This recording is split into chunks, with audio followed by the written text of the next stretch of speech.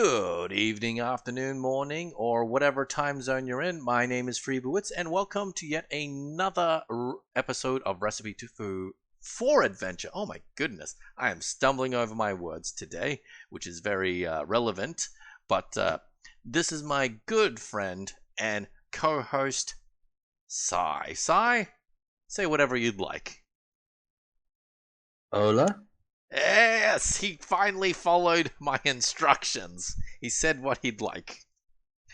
And there's a reason why it's a bit different, and I think there's a reason why I stumbled over my words, because I am a superstitious person, as many D&D players are, and if you tell me you're not superstitious, then clearly you've not rolled enough dice. This is the 13th episode. So. Ooh. Exactly, yep. So, this episode... for this question, and once again I get to cheat because I know what the question is and therefore have, preloaded my answer into my brain. My question is, what was the most impactful natural one you've ever seen? Okay. Yeah, I know. Oh, you've already got one. Okay, yep. Yeah. It was that big of an impression, eh? Well, it was in a 1 to 30 campaign. 1 to 30 campaign? Which edition was this? 4th edition. Oh yeah, okay. 4th edition 1 to 30 isn't. I mean, it's big. Don't get me wrong, but it's definitely a lot structured. Yeah, 4th edition plans for it.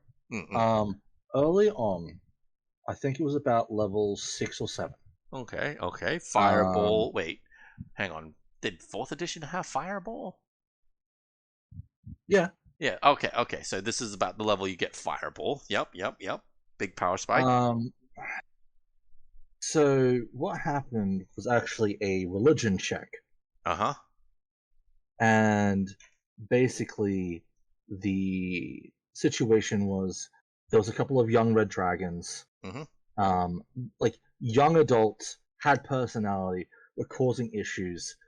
Their father was a red dragon in the area who was relatively well known for acting as sort of like a Yakuza mob boss. Oh. And so it's like, hey, the young red dragons are trouble. We don't want them to die. We don't want to kill them because that might cause the adult to go on a rampage. Retaliate. Sure. Yeah. Just make sure they're not a problem without... Yeah, I get that. And so they went searching for the red dragons, and along the way they found a symbol. Mm-hmm. The symbol was... I can't remember the exact order of operations, which one it was, but I'm just going to go with it was a symbol of Imex, the evil archelemental of fire. Okay. One of the players crit failed on his religion check. Oh no. And misidentified it as Pelor, god of the sun. Oh no. And for the entire campaign, every time Pelor and Imix were brought up, he would always play it as if they were one and the same.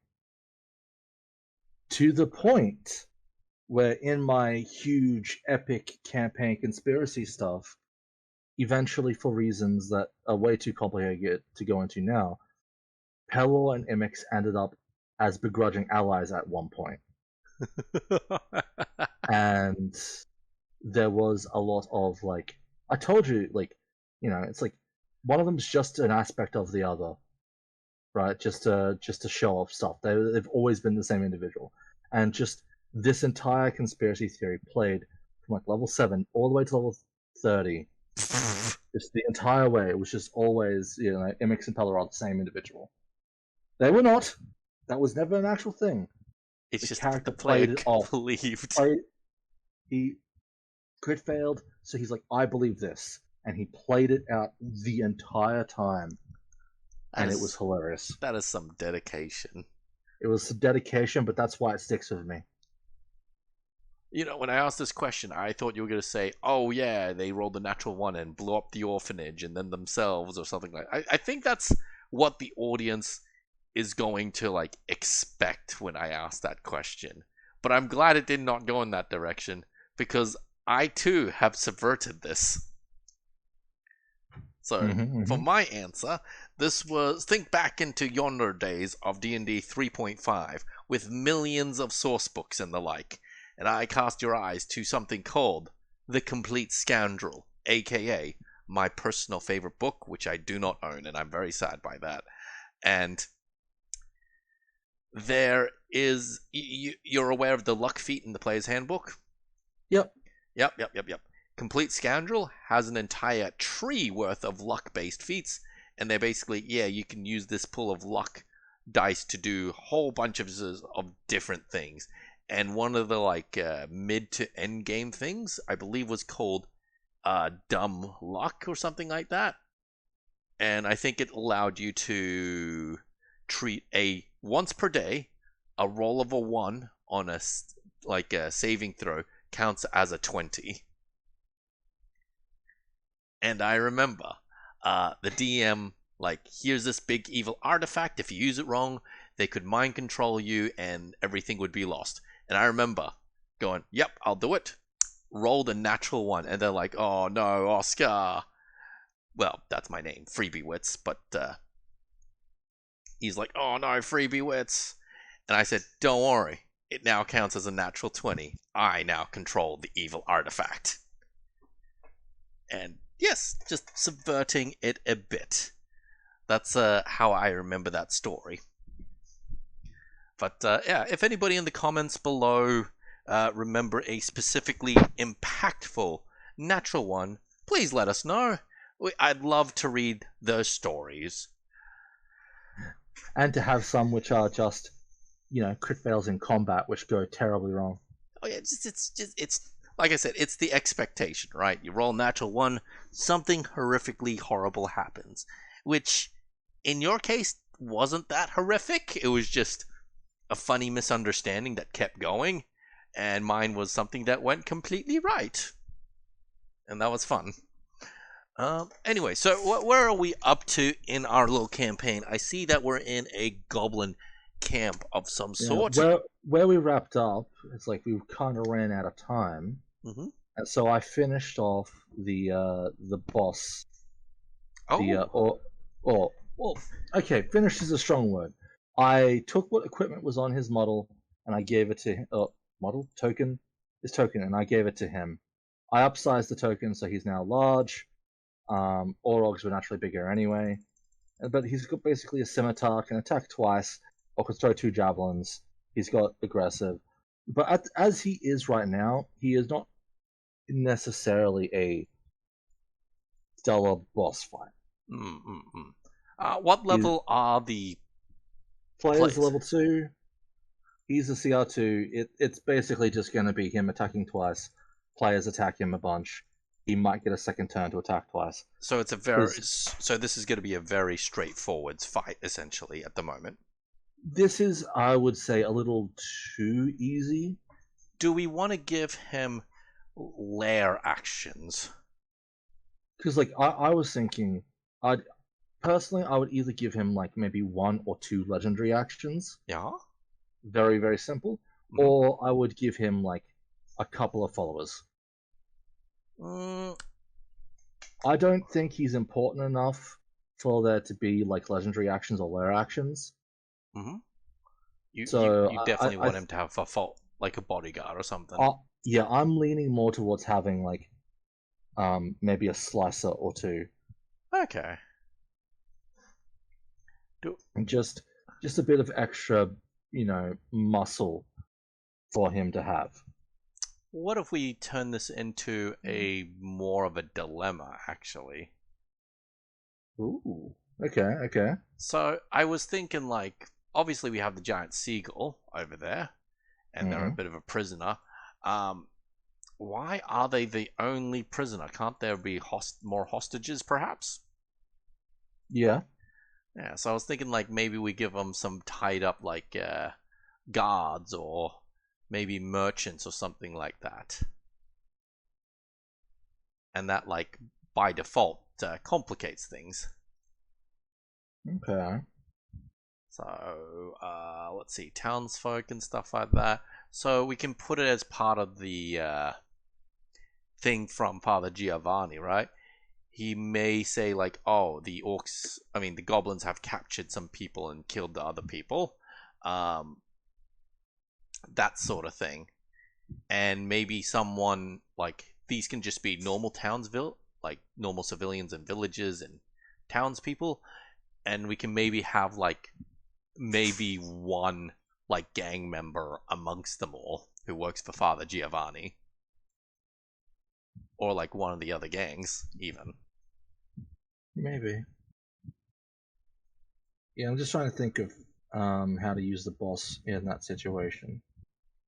Make him more of a not like a difficult fight by himself per se, but instead he is using his natural intelligence Yeah, you to using try and like negotiate, intimidate, persuade, that kind of stuff. Try to give himself whatever advantage he can get.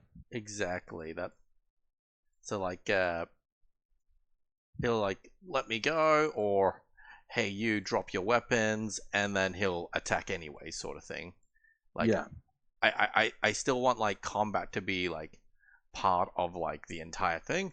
I just want him to pretend uh fake that he's going to surrender, or fake like, oh, I'm going to use these hostages as actual hostages rather than as a way to mess with the players. So does he have a good bluff check actually? At this point in time, he has intimidation +5, survival +2. We can give him a deception check Yes. comparable to his intimidation. I keep saying bluff. It's a leftover from 3.5. Um it's been a while since I played 4th edition, and as much as I enjoyed playing it with you and like everyone else, it didn't leave enough of an impact on me that I remember all the skill stuff in it specifically. Yeah. Okay, so he's got Deception 5. So he's in what? Zone 8? Mm-hmm. Okay, hang on. Ba-da-ba-ba. Here are a list of zones. But yes, okay, so we give him some. Ba-ba-ba. Do we want to put this into its own little sheet like we did with the flooded lighthouse? That's actually not a bad idea. Okay. Let me just see how we worded the flooded lighthouse specifically. But do we literally just say go to this document? Flooded. Nope, nope. Lighthouse. Da-da-da. From sunken lighthouse. Oh, they didn't call it a flooded lighthouse. They call it a sunken. Okay. So go to this document. Alright, alright, alright. We might as well be consistent with how we lay out our documents. Mm-hmm. More for our sanity than everyone else's. Yeah. Okay, the goblin camp is in this document.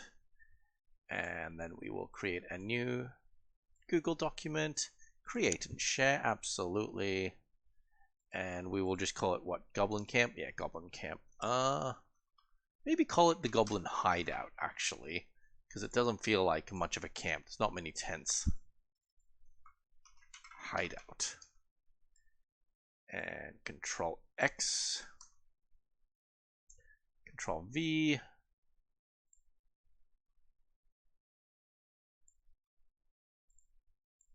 Okay. 4A were killed. Okay. And I'm pretty sure there's a way for me to link.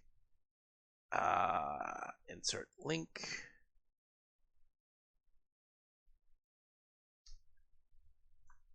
Goblin hideout. There we go. Yep, the goblin hideout is in this document. Alright, here's a list of zones. Alright, so can you see the goblin hideout document? As of this point in time, no, but it can take anywhere between like a minute to 2. Pop up on my end. Try refreshing it now. It says it's saved, and I'm just gonna refresh things. Goblin hideout. There we go. Yeah, get in here. Let's see. You are today a anonymous Wolverine. Oh, Woo! you should play. Yay. If you haven't already, you should download Marvel Rivals. This is not a plug, ladies and gentlemen. This is just Me trying You've to just been convince playing my it. friend to play a video game with me. I will tentatively consider. Okay, You know so that I have been addicted to something as of today, so oh yes, he's told me it's fantastic. All right, so zone 1. Um, just the entrance. okay, zone 1 is the entrance. Players can see a fire in the near distance if the goblins from 4A were not killed.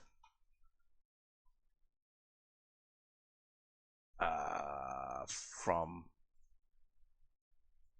4A were not killed,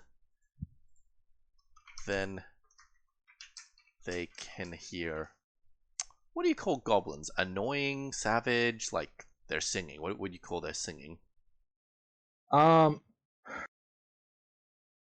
usually when I think of goblin singing, I think of like annoying rackets. Hear an annoying racket that roughly approximates song. There we go. Cool. And I'm gonna put it into quotation marks. Cool. So, area or section 2 is the area with the seagull. Giant seagull. Yes. I can't believe you made me go out and find a goddamn token for that. It is. Just one with a giant seagull. It's a great picture, but still. It's handsome. In this area, 3 goblins surround a bound giant seagull. Uses the giant eagle stats.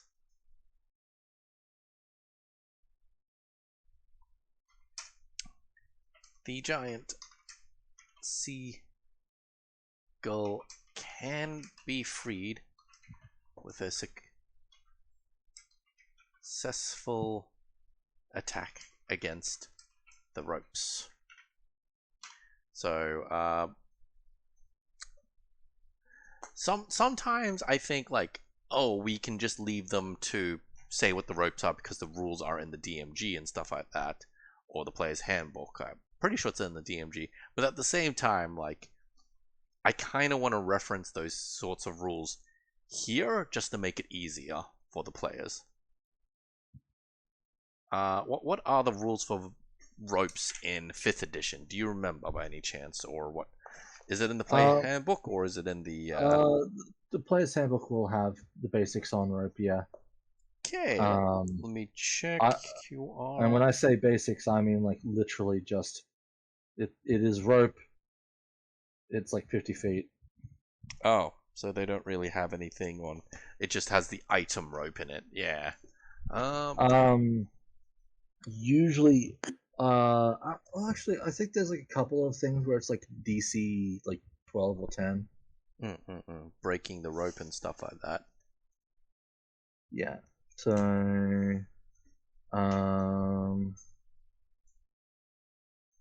let's see if I can't find.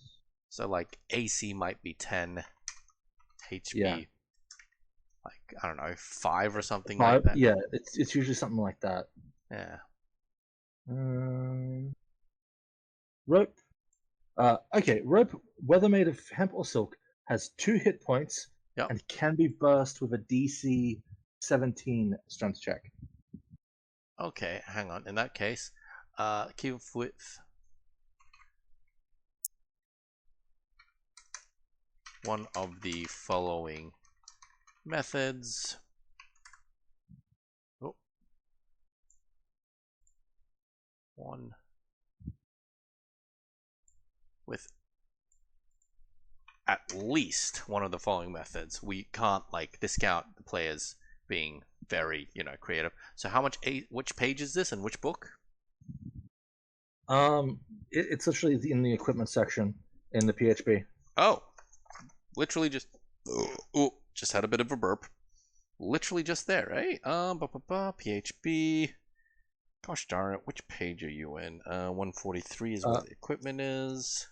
It is page 153, Page where it 153. mentions the rope with the 2 hit points and DC 17 Huh. strength check. That's anticlimactic. Okay. So, in that case, I'm going to write down the rope can be attacked and damaged for 2 points. Attack and has 2 HP to avoid hurting the Seagull. Oh wait, no, they could just slide a knife under its thing, so they must take a full round to carefully cut them free. And B, strength check DC 17. 17. Okay. So the interesting thing with like cutting the seagull loose, right, Yeah. is that it's probably going to be flailing about. Yeah. In that And so case, you're going to have an actual like attack roll to avoid hitting the seagull, or have someone with animal handling Yeah, I was just thinking calm it that. down first. So, to avoid.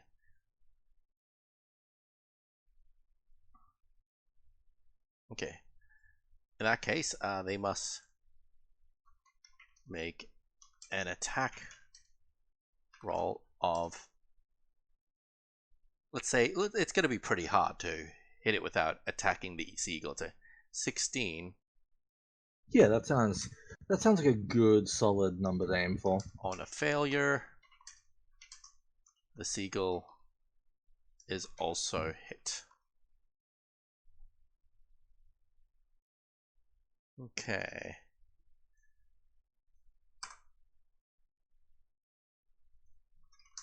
The seagull can be calmed down with a animal handling check.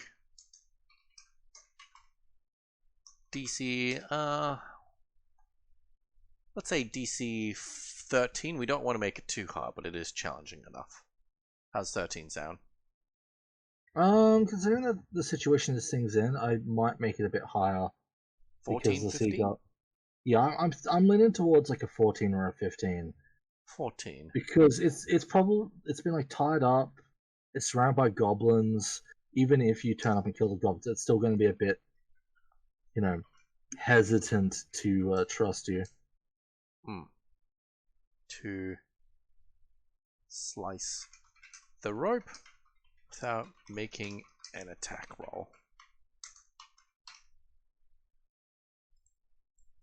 Alright, so the seagull can be calmed down with an animal handling check, DC 14. Oh, actually, okay, hang on. X. Alright, I'm gonna.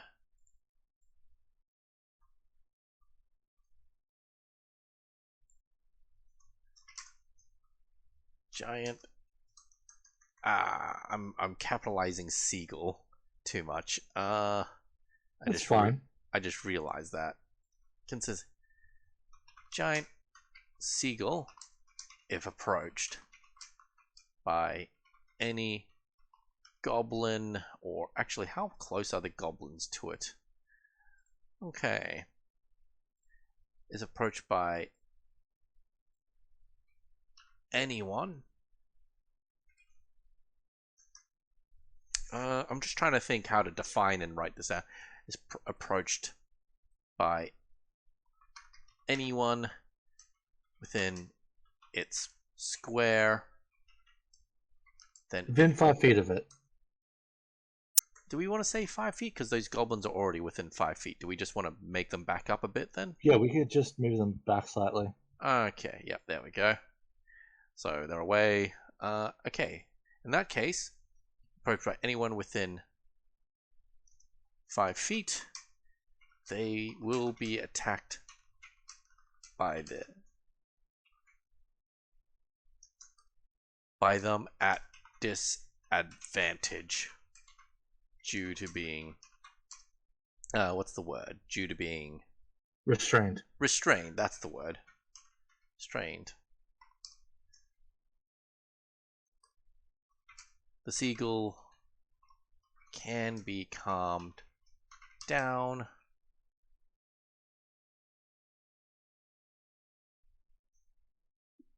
with a successful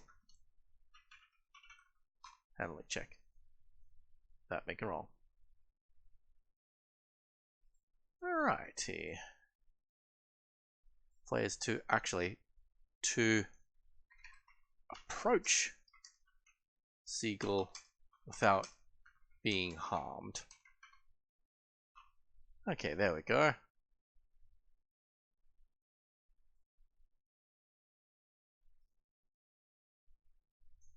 Okay, if they're on a failure, the Seagull's also hit, and we'll consider the party hostile when it is free. There we go. Sure. Do we need to add anything else to this? What happens if the seagull is freed? Okay. So we already determined what it does if the party, screws with it. Otherwise,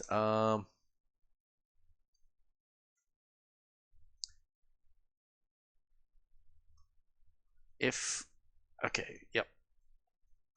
the giant seagull is freed, it will. It's a bit too small for this forest to be useful. It'll have to squeeze between the branches too much. So I'd like to think like it just moves on and leaves for the time being. I would say it flies away, Mhm. but during one fight it can swoop in and do a hit and run.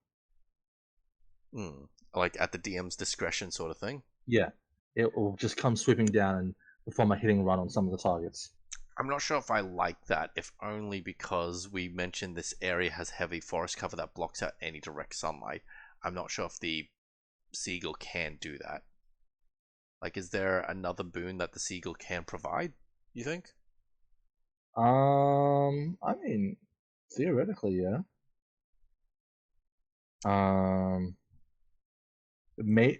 Maybe the seagull saw where the goblins hid a chest or something. Oh wait, I just realized. And it's another dumb idea. Keyword on being dumb. Okay, I like dumb ideas. Dumb ideas give birth to great ideas. Occasionally. It will stand up to leave. Its wings still too stiff, and the forest cover too heavy to afford it flight. As it goes to waddle off, its sudden relaxed, the sudden release in tension allows it to leave behind an unintentional gift reward for the players. It lays a giant egg for them to take. Just a giant seagull egg? Yep. Okay. That could be really cool if you're a ranger or a druid. Yep, precisely. If you were a ranger and you wanted to go Beastmaster, this would be the perfect opportunity. Not even that. Assuming you don't even have any of those sort of things. It can just be a Yeah. party mascot / pet, and Or even you can find someone to sell it to. exactly. Or you can give it to Al, who could turn the giant egg into a potion. I mean, it's or even to Mhm. like have for breakfast if the party really want. Yep. Hmm. Cool. I like it. Okay, yeah, we'll make that as a little side note. Note: the egg can be hatched eventually. Let's give it a time frame, shall we? So this is quest number 3. By the time the players start quest number 4, the egg will hatch. Or it can be turned into food or a potion if brought back to Al. Okay.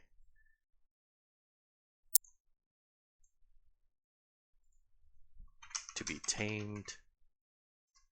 Alright, maybe not even quest 4, maybe quest number 5.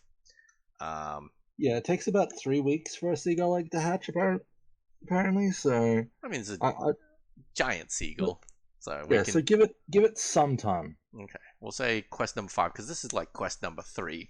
So players go like after this quest, they become level 3, and they go out. Maybe we can say like by the time the players hit level 4. How's Yeah, that sound? that works. I think that works well.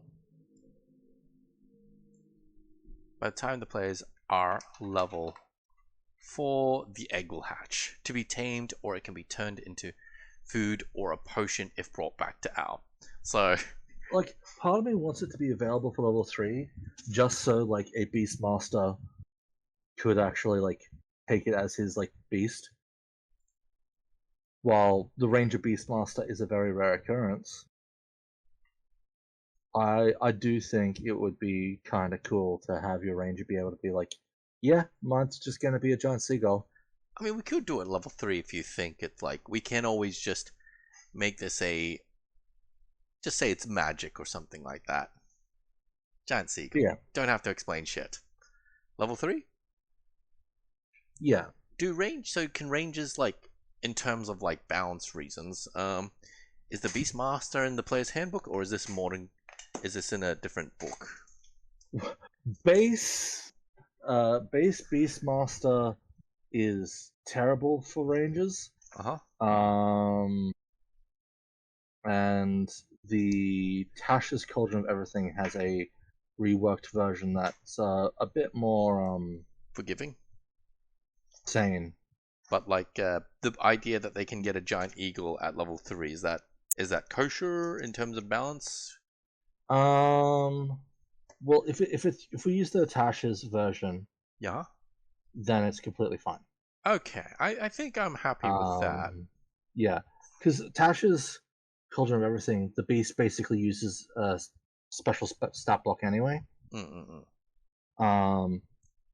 The base version of Beastmaster, the beast has to be no larger than medium and a challenge rating of 1/4 or Quarter. lower. Yeah, no, I see that now. But you can just flavor it as like it's still a young chick, right? Yeah, it's a baby, so it's a baby giant seagull, so it would count as a medium creature.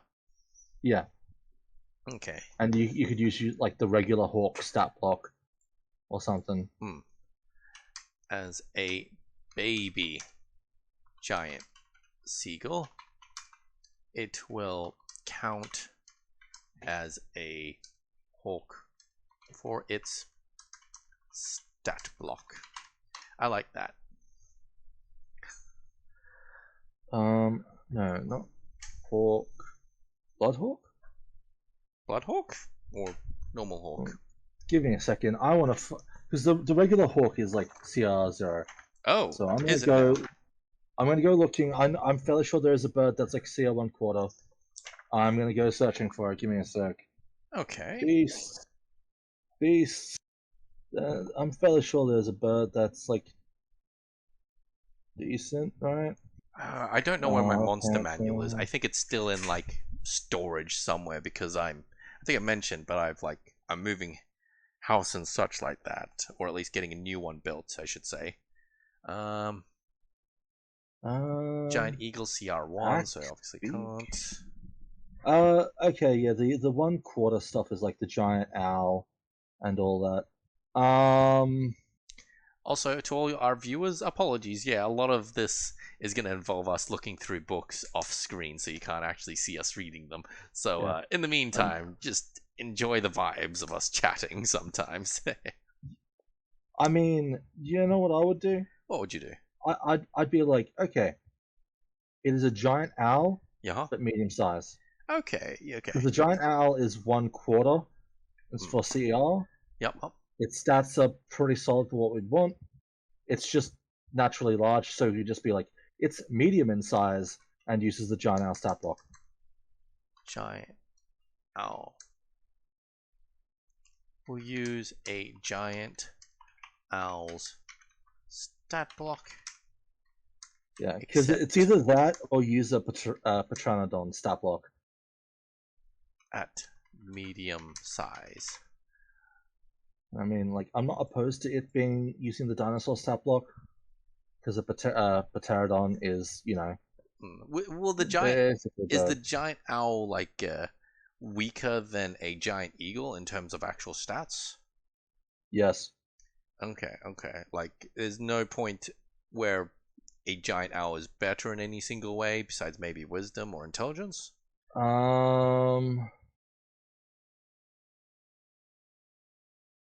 Comparing them is not easiest because they're not like right beside each other. No, that's But fair.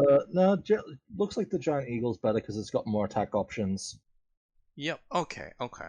Because eventually, like, I do want this giant seagull baby.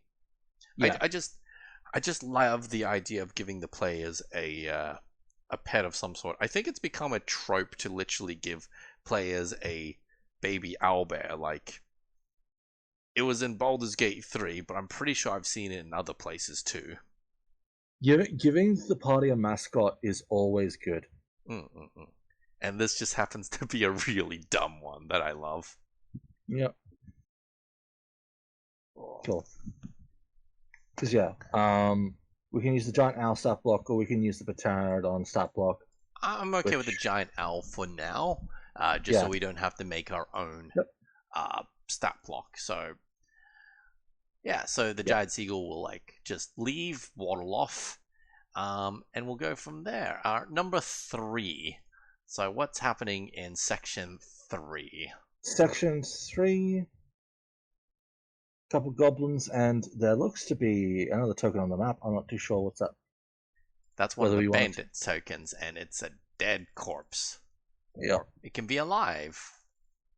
I like it being a corpse. You like it being a corpse? Yeah. It kind of gives, you know, stakes. Like shows that, oh yeah, the goblins will kill people. Okay, in that case, give him crosses on his eyes. There we go. Having fun there. I am having fun. Blech, he's dead. Good. That's how you can tell he's dead. Yep. So you could just say like 3 goblins. There are 3 goblins surrounding a corpse, and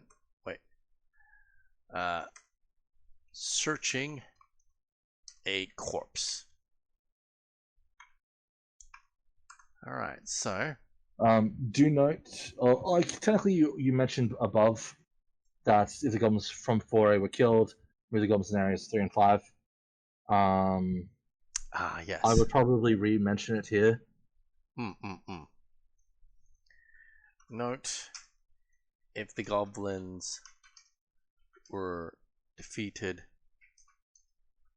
in 4A in the previous document, then the party only finds a corpse. Okay. So, so this corpse is obviously one of the chain gang members. There is no notable treasure on the body. However, it is covered in chain tattoos on their chest. Oh wait, no. However, their chest is covered. Their chest is covered in chain tattoos. There we go. So that would sort of tell the players, hang on, this guy belonged to so-and-so. Do we want to put any skill checks into this?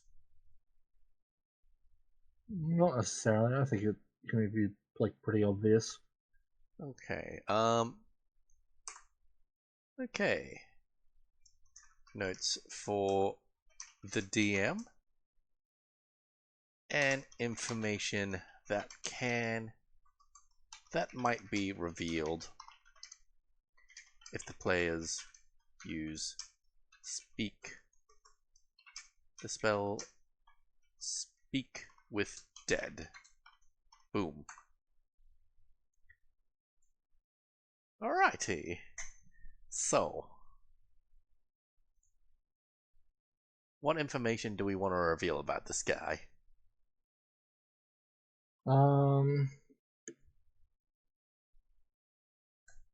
Let's give him a name. Can they even have speak with dead yet? I'm pretty sure Speak with Dead is a fairly low level spell. It's like a level. Speak with Dead is a 3rd level spell. Really? Yes. What? You might just be thinking about it being abused earlier because of Baldur's Gate giving you an amulet which can do it. Gosh darn it! I think you're right, but like. Yeah, no, that's a Baldur's Gate like benefit coming through early. Yeah, Speak with Dead. Looking it is here, a 3rd level spell. Level 3 necromancy. I'm almost certain there's a way to get Speak with Dead so much earlier, because I swear to God there's a way to use it like without that amulet as well, and I remember using it all the time. Is it a cleric domain thing? In Baldur's Gate, maybe.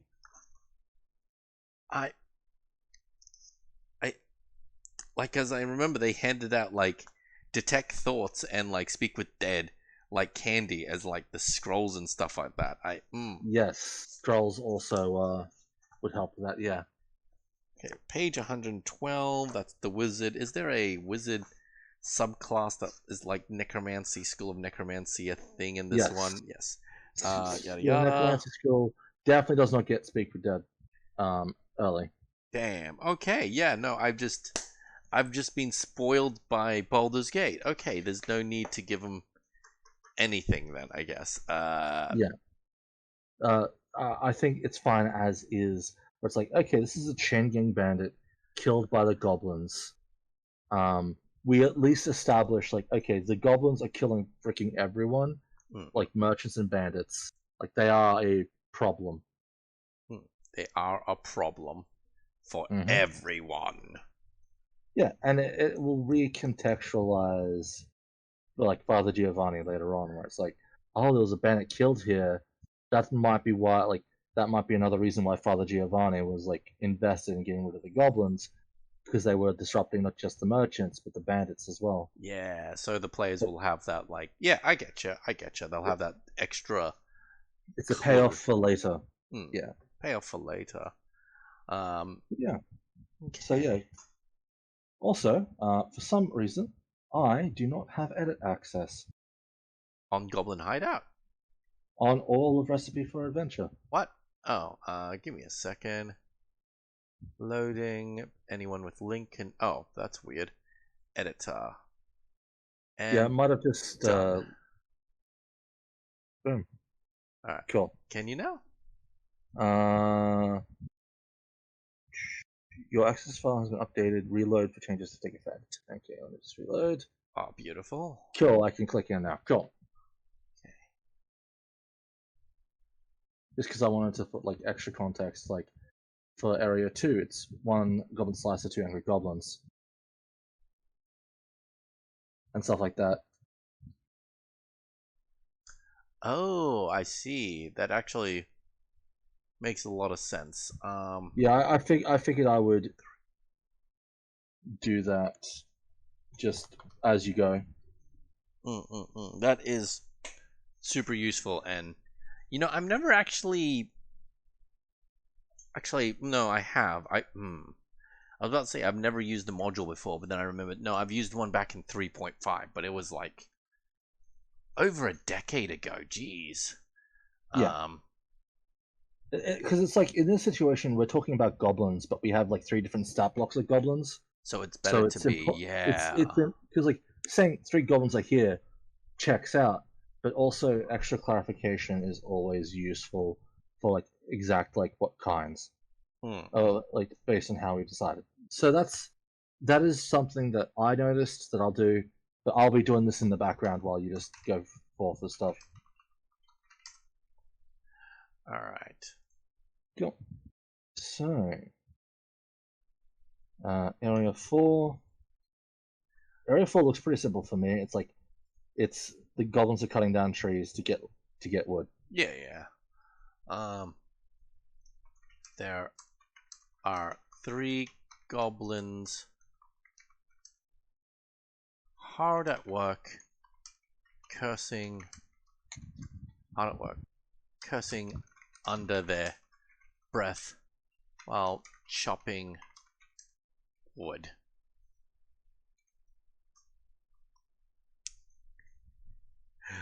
And I do want to have like a perception check or something. Perception check. Let's say 15. DC. Let's say no. DC 12. The goblins are poor lumberjacks. Their cuts are uneven.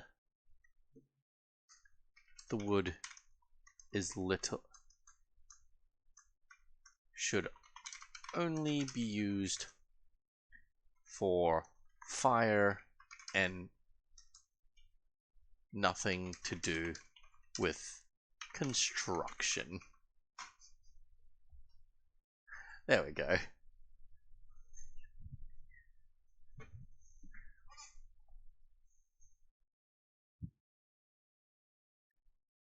Okay.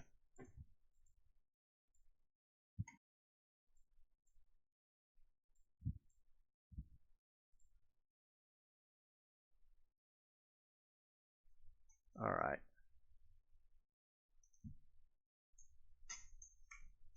The pile of wood can be used as firewood. However, it is stacked so unevenly that despite its initial large its seemingly large size can only really be used once. Seems like the goblins were stacking it this way on purpose to make it look like they had accomplished more than they actually had.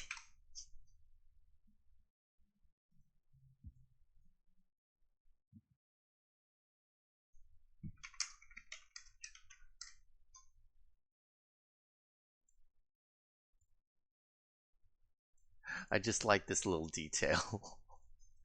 Like the goblins were making it like all hollow and stuff like that, so it looks like a lot, but no, it's not at all. Yep. Now, this entire area is very pointless. So do we want to put good loot here? In number 4, Yeah. what kind of loot are you thinking about? So I think it'd be hilarious if one of the goblins has just an actual really good like cutting axe. Oh, Like I was even thinking maybe like a actual magical like hand axe. Oh, you know what? Let's call it Nature's Defender, and it purposely does half damage against like wood and like trees and plants and stuff.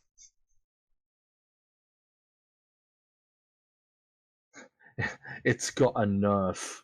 Yeah, it's got a nerf against certain things, but like, we'll give it a buff otherwise for everything else somehow It's a +1 hand axe with that the has nerf. disadvantage attacking plants. Yep. Disadvantage attacking plants and beasts. Oh, yeah. If it's nature's defender, plants and beasts, disadvantage to attack them, but otherwise it's a +1 hand axe. That on closer inspection is made entirely out of wood. Even the blade entirely out of polished wood.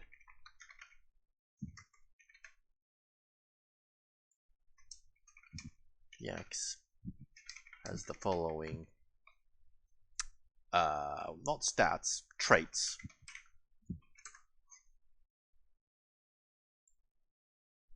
Name, Nature's Defender.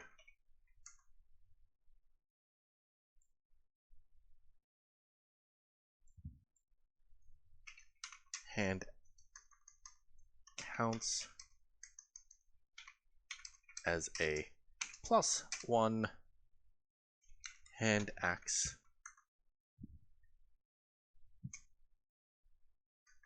Attacks against plants and beasts are rolled at disadvantage.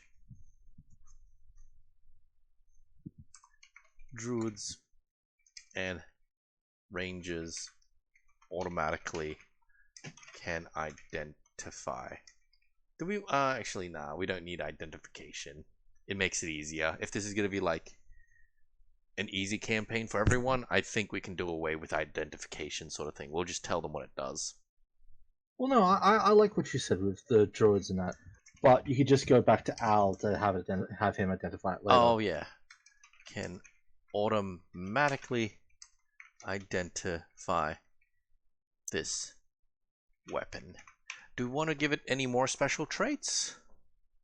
At this point in time, the only one I would consider is because it is a hand axe and it is thrown. Yeah.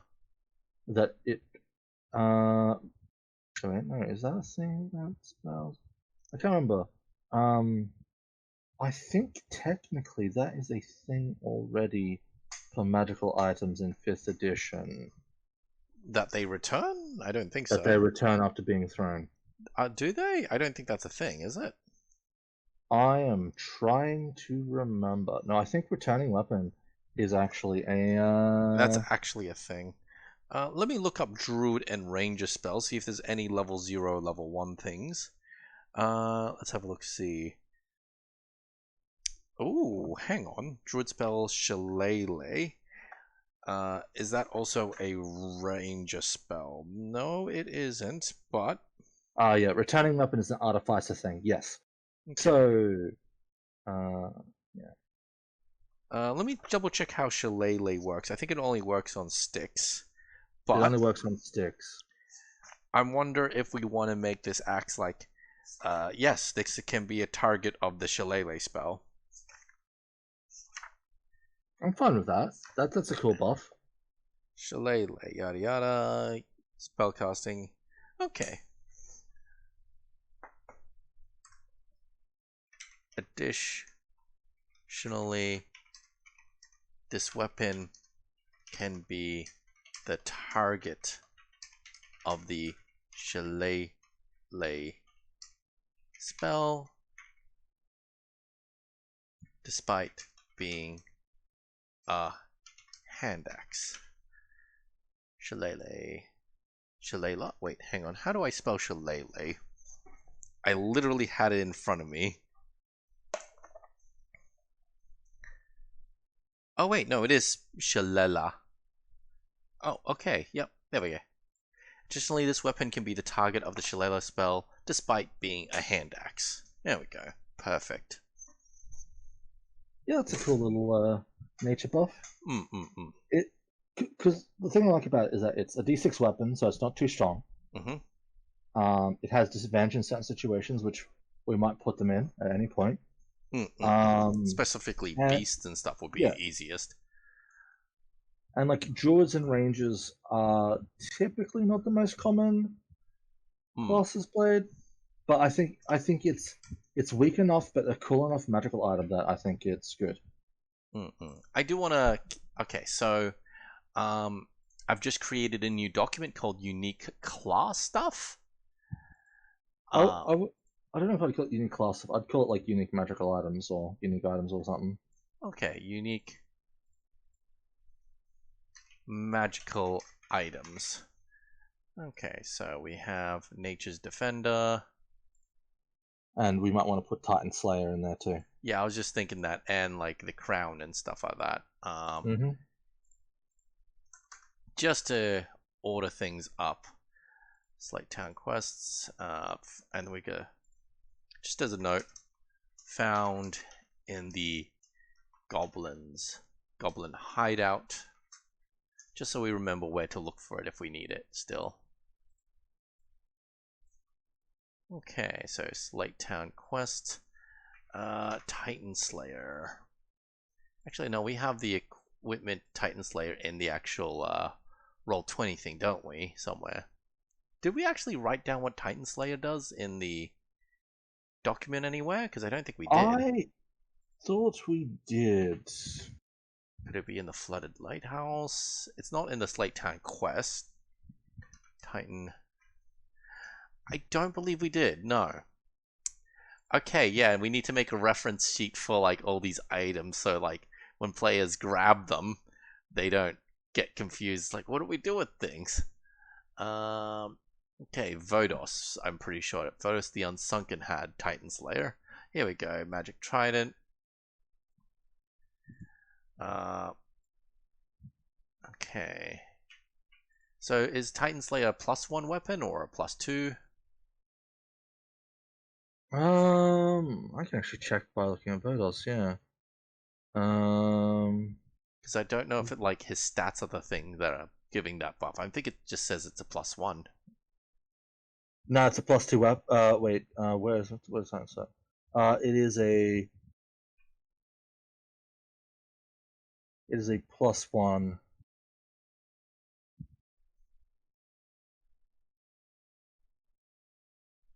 Yeah, it's a +1 weapon.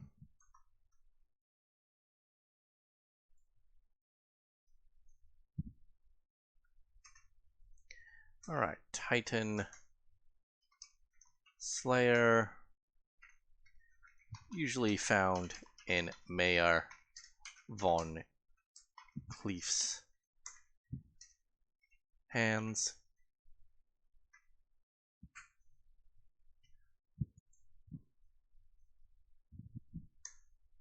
Counts as a +1 trident instead of giving a 1.5 at times 1.5 bonus. That is not how it works with Versatile in 5th edition. Oh, how does it work in? Let me look it up. You go up a damage die. Oh, okay. Whoops. You want to change that for? Do you want to change that for Vodos? Yes, please. Yeah. Instead of giving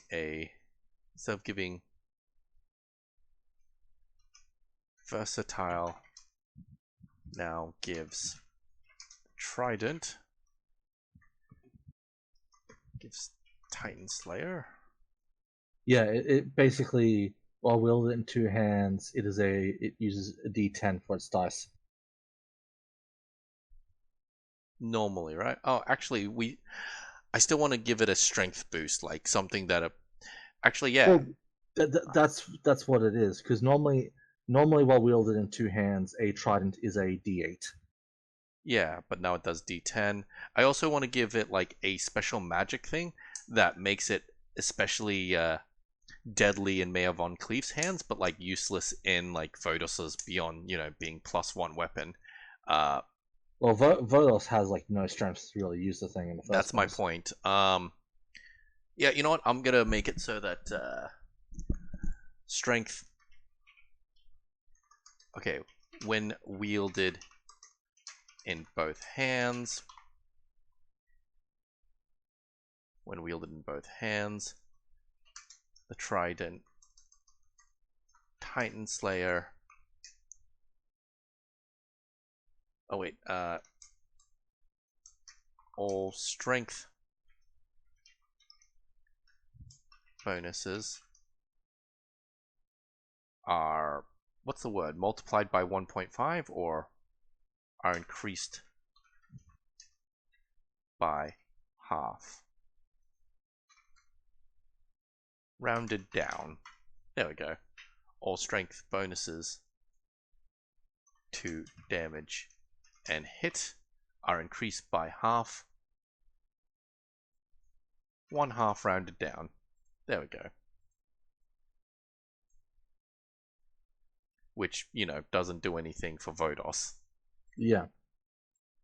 But in the Yeah. mayor's hand, who is presumably has, I don't know, +5 strength, that would become like an additional +2 +2. Yeah. to like damage and to hit. Yep. So that's pretty strong for him.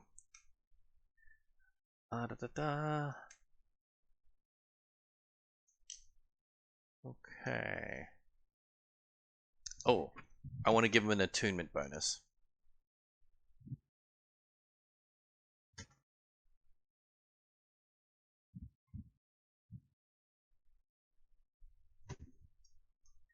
Attunement bonus. Proficiency is added to damage. How long does it take for attunement to kick in? It's like 1 hour or a full rest? It's already getting bonus damage from strength. Mm-mm. It doesn't need another source of damage. I think it's good as is. You don't want to give it anything else? To be fair, how attunement bonuses work, attuning is what gives you everything but the +1 anyway. Ah. Okay. So theoretically, if you find a weapon that is a +1 weapon with a bunch of effects, it will often say attune, and you can use the +1 without attuning to it, but all the other passives require attunement. Okay, I just realized we don't need all this. Yep. Okay, another magic item. It feels like we're just doing cleanup at this point, which, is fine. We should clean up quickly before we wrap up this sesh. Okay, crown, yada yada, king tide. Prize is a crown. King tide, festival, it's got a social vec. Pearl necklace. Okay. Yeah, because we changed it from the crown to the necklace. What do we call it? The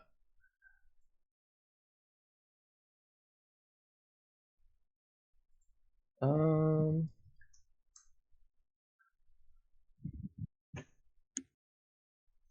know what? We don't need to say +1 counts as. We'll just say is a +1 hand act +1. So, yep. Do we want to give this thing a name or? I'm trying to think. I was trying to think of a pearl pun that's not just pearls of wisdom. The oyster's eye? The oyster's mouth. Okay, cool. Okay, a pearl necklace called the oyster's mouth. Okay. Oyster's mouth. Okay. And it doesn't need to be anything too complicated about this one. It's a pearl necklace that allows the user to speak Aquan. Do we want to give it additional effects, like when the player turns, like, I don't know, level 10, allows them to breathe underwater? No, I think it just being, let's just pick Aquin for the time being is fine. Okay, okay. It's more of a just like, this is some cool magic that might turn up useful at some point. Yeah, having this as a reference sheet could help as well. So, I'm just going to Yep. highlight this bit that says Aquan because, like you said, that's going to turn up useful. Provided we don't forget. Yeah. Of course not. But having it on the reference sheet will make it easier to remember. And I'm going to do the same thing for plants and beasts so we can remember to put plants and beasts into our next thingy. Yep. None. And we did have one more magical item, if I remember correctly. Did we? Silvertoe's farm. Oh, yeah. It's like a sweater or something. Yes. Or a jumper. No, it was actually a jumper. Yep. Oh god. Here we go. That's right, we had one of the NPCs named Jumper, so if I control F Jumper, it's just everywhere. Yep. Woolly Jumper. Okay. Did I call it a jacket at one point? Oh gosh. Yeah, this was not good. Private Sheepman, shed the disguise. Turn jumpers overjoyed, give the quest rewards as promised. Okay. Yeah, there's only one a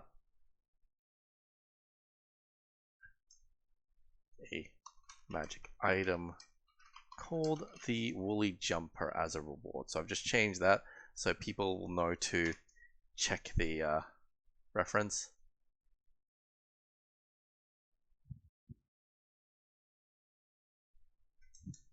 Check the unique magical items document for details.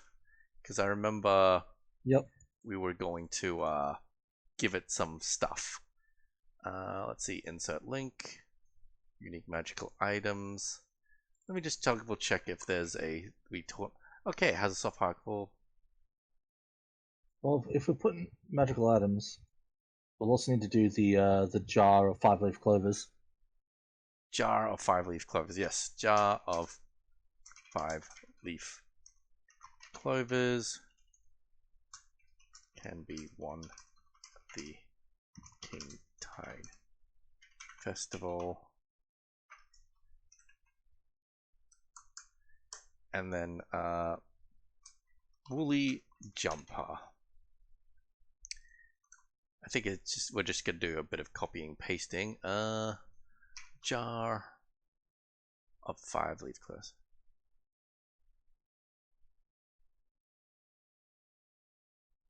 Because they can possess it for a short bit of time. Yeah. Control C, Control V.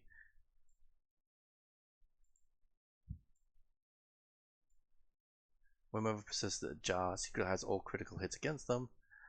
Fail as if it were a miss. And then Woolly Jumper.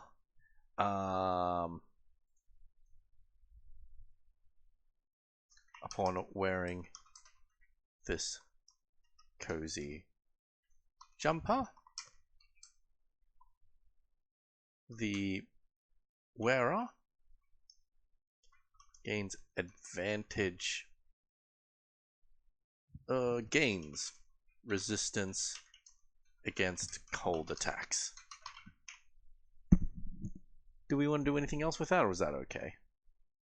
No, it's like a early little item, as like it's magical by effect more than like actual enchantment. Do we want to like call this unique items then, and then like we can put a little star saying it's not actually technically magical? I mean, we could treat it as magical for the sakes of things, right?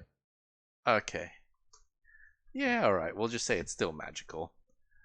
All right. I mean, Jumper's Fair is so like awesome. It breaks into the realm of magic. Yeah. Oh, it's so good. Woolly Or you jump. could just say that the method used to actually like, I guess, put the jumper together is magical. Mm-mm-mm. Oh, we don't really need the flavor here right now. Let's Yeah. get back to the Goblin Hideout. So they have Nature's Defender, counts as a +1 hand axe, attacks against plants and beasts that rolled at disadvantage. Druids and rangers can automatically identify this weapons. Additionally, this weapon can be the target of the Shillelagh spell despite being a hand axe. I think that's very nice. It is very nice, but do we have much time for anything else at the moment? Oh.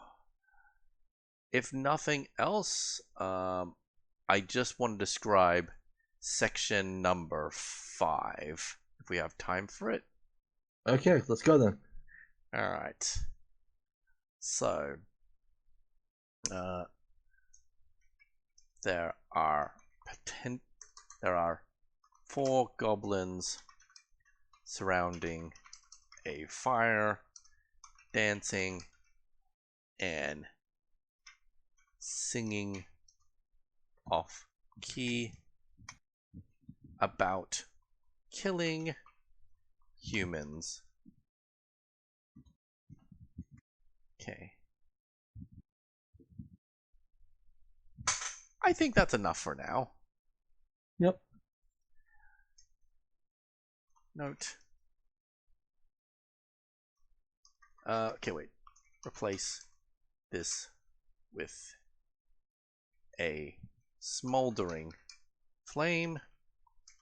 If these goblins were killed in what did I call the document? 4A. In You refer to it 4A. goblins from 4A. In 4A. Okay. Yeah. I think that's everything then for tonight, at least. Didn't quite finish off this little camp, but we did a lot of good cleaning up and making things convenient to make it faster next time.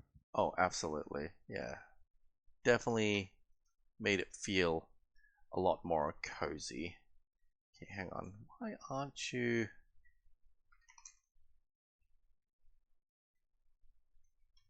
Man, formatting is really annoying on this. Yeah, it's like it's not Word, but it's See if I can't cheat by doing this. Hey, it worked. Kind of. Yeah, there we go. Perfect. For a definition of perfect. I'm pretty yep. happy. Yeah, no, there's Yeah. been a lot of mishaps on this 13th episode. Hopefully it doesn't extend to anything else. No. Alright. But So that's enough for now, you think? We can stop here? I mean, I'd like to push on to finish off this dungeon, but I'm not too sure of the exact times of how long we've been recording already. That's a good point. Alright. We'll stop here for now, and if there turned out to be more than enough time, then I guess we'll know for certain that it was an unlucky day / episode. Anyways, my name is Freebie Wits. Wishing you the best of luck. And bye bye. Ciao.